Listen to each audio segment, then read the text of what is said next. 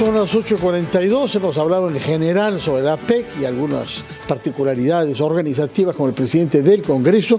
Corresponde ahora que hablemos de parte de lo que es el impacto sobre la sociedad. Una de las decisiones que se han tomado en relación a APEC es que no hayan clases presenciales en las escuelas de Lima durante los días de APEC. Y esto ha merecido críticas, naturalmente, entre otras razones. ¿Por qué esto es a toda Lima y no solamente a los sectores que eventualmente se vean concernidos por el tráfico? Para comprender los alcances de esta decisión y lo que significa hoy pasar a digital la educación en la medida que esto sea posible, hemos invitado a la ex ministra de Educación y actual congresista, Flor Pablo. Señora Pablo, muy buenos días. Buenos días, Fernando, Mávila. Muy buenos días. Cuéntenos, por favor, qué es lo que sabe usted sobre la manera como se tomó esta decisión de proscribir las clases presenciales.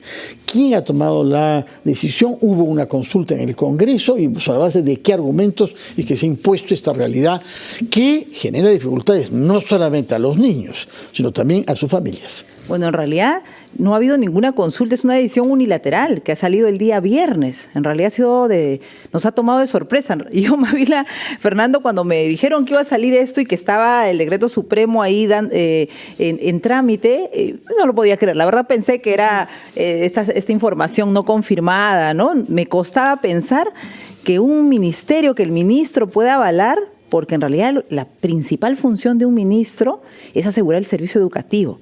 Entonces, para el Ministerio de Educación cancelar clases o pasar a modalidad virtual, lo digo de mi experiencia de haber sido ministra, de haber sido directora regional, es absolutamente excepcional, ¿no? La pandemia nos llevó a eso. El caso de alguna emergencia tipo una situación de Huayco en Chosica.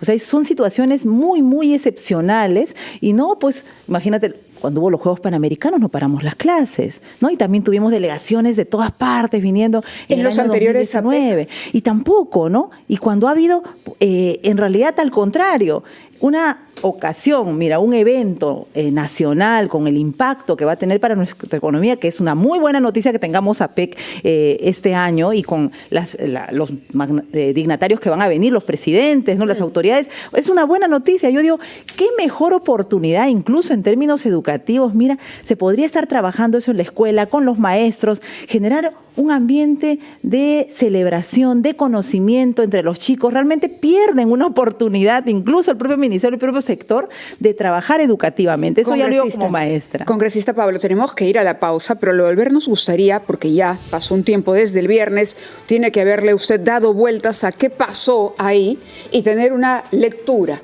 o un análisis de pronto que puede ser político o que puede tener alguna otro tipo de teoría que usted haya esbozado sobre esto. Y nos gustaría que nos diga eso. Claro que ¿Cuál sí. es la sensación cuando regresemos 8:45?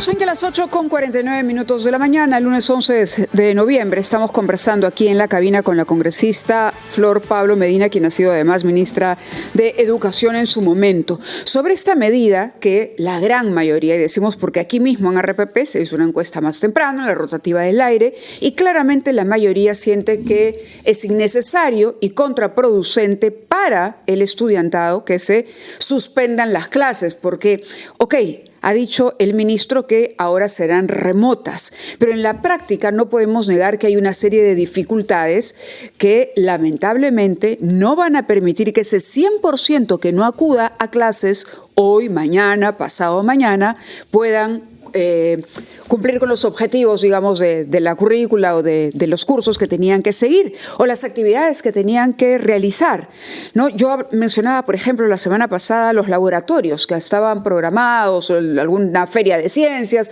cualquier cosa de ese tipo tendría que ser cancelada y no puede ser suplida por un tema remoto, porque además no hubo tiempo, como usted ha dicho, para preparar a nadie. Fue el viernes y punto. Pero también le preguntábamos ya, siendo maliciosos, ¿qué piensa usted que hay detrás? Mira, yo creo que acá hay una incapacidad tremenda del gobierno de poder tener un plan de seguridad y de rutas, y lo que hace es querer aparentar una tranquilidad sacrificando la educación.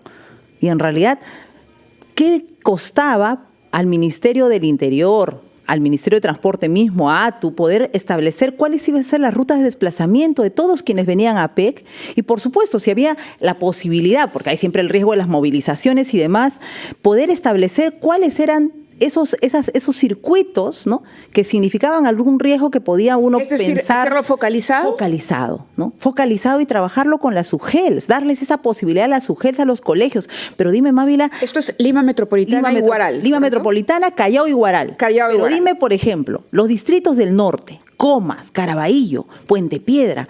Por favor, o sea, o vámonos al sur igual. O sea, hay un circuito donde se va a desarrollar que efectivamente puede haber esta situación de seguridad, que hay que tomar las precauciones, pero no es todo Lima en primer lugar. Creo que es una salida facilista que demuestra claramente la incapacidad. El ministro no ha podido dar un argumento razonable. ¿Por qué paras las clases de más de 2 millones de estudiantes? Yo creo que además que hay que alertar, y las instituciones, los empresarios, todos se han manifestado. ¿Por qué? Porque estamos cayendo en una mala costumbre. Y es ante cualquier hecho, paramos y vamos a lo virtual como sinónimo de que eso es igual a lo presencial y que los resultados de aprendizaje se logran igual, cosa que es totalmente falsa. Y a mí me da mucha pena. En aprendizajes no es que estemos bien, estábamos subiendo, bueno, el ministro ha dicho mantenido. Que estamos perfectamente acostumbrados y habituados a poder hacerlo de esa manera. ¿Habituados qué? ¿A seguir perjudicando a la educación? Tenemos más de 1 millón de chicos que ya no han vuelto a la educación luego de la pandemia. Hay repitencia. Y las familias que nos están escuchando saben, mire, yo también tengo hijos chicos, que todo ese proceso de virtualidad ha sido un salvavidas, pero no se da la educación tal y como se da de manera presencial. Imagínate los niños de inicial. Yo me encontraba con maestras el fin de semana que se enteraron el viernes en la tarde de esto. Me dicen, realmente no vamos a hacer nada. 3 días de virtualidad, nada. Y 2 de feriado que nos han puesto, 3 hasta el sábado creo.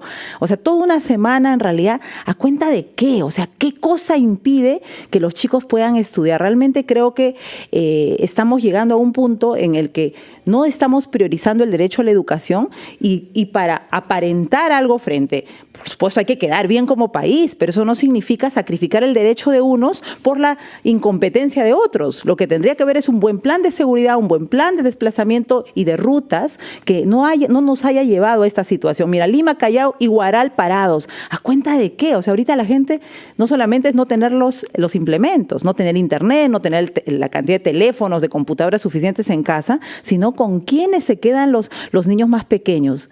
Puedes tener el internet o el celular. ¿Y qué van a hacer si no hay un papá, mamá que los esté acompañando?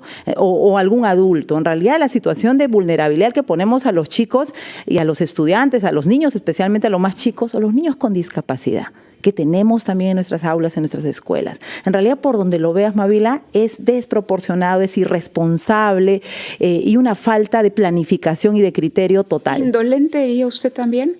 Yo creo que sí, ¿no? O sea, y ahí voy a poner un ejemplo. Mira, está muy bien el fútbol. Por supuesto que se desarrolla, es una actividad que también moviliza. El fútbol que han hecho del Estadio Nacional lo han pasado a otra zona. ATE, sí. ATE, pero no lo han cancelado. ¿Eso qué significa? Que le dan un valor al deporte y al fútbol y a esa actividad tan importante para el país.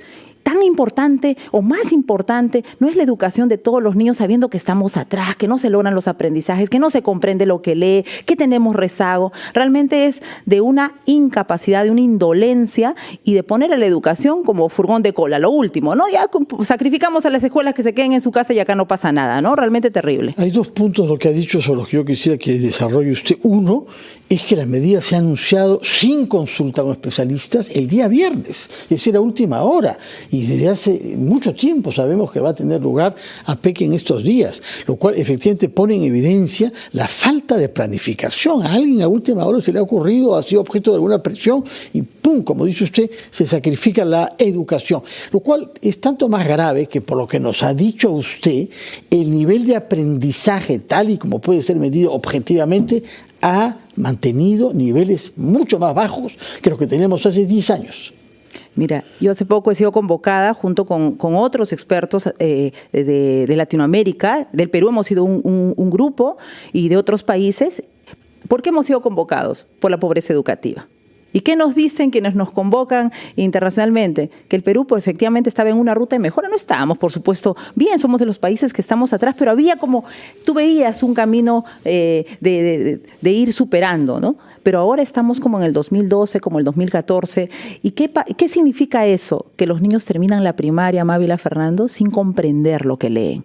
Pueden leer, pero no están comprendiendo. ¿Y eso qué significa? Cuando un niño o una niña termina la primaria sin comprender lo que lee, se le dificulta toda su trayectoria, no puede tener esa autonomía de aprendizaje. ¿Qué buen ciudadano vamos a tener, analítico, crítico, si no puede comprender lo que lee? En esa situación de emergencia educativa que nos encontramos, donde los aprendizajes están por los suelos, donde tenemos más repitencia, donde tenemos niños con extraedad, en una situación que no es que la pandemia pasó, la pandemia nos ha dejado nuevos problemas educativos, se nos ocurre, se le ocurre al ministro cerrar las clases. Usted que la educación virtual que tuvo que ser aplicada durante la pandemia ha causado que cientos de miles de niños no hayan vuelto a las clases después. No hayan vuelto o estén en atraso y repitencia, porque recuerda esos años, y lo saben las familias, pasaban de año automáticamente, no habían evaluaciones, pasaban y ¿cuándo se pasa la factura? Luego, cuando se vuelve a la presencialidad. Entonces, lo que ahora tenemos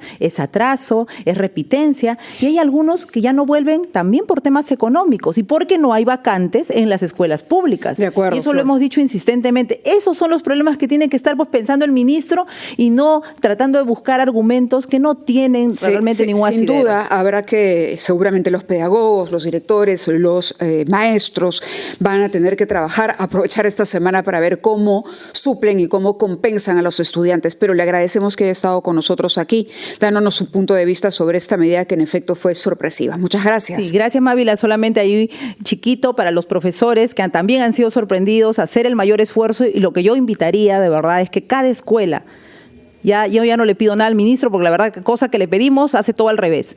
Cada escuela haga un seguimiento de esos niños que se están quedando atrás. Familias, escuelas, tenemos que asegurar que aprendan, porque si no, no tiene sentido todo el esfuerzo que estamos haciendo. Gracias. Muchas gracias también.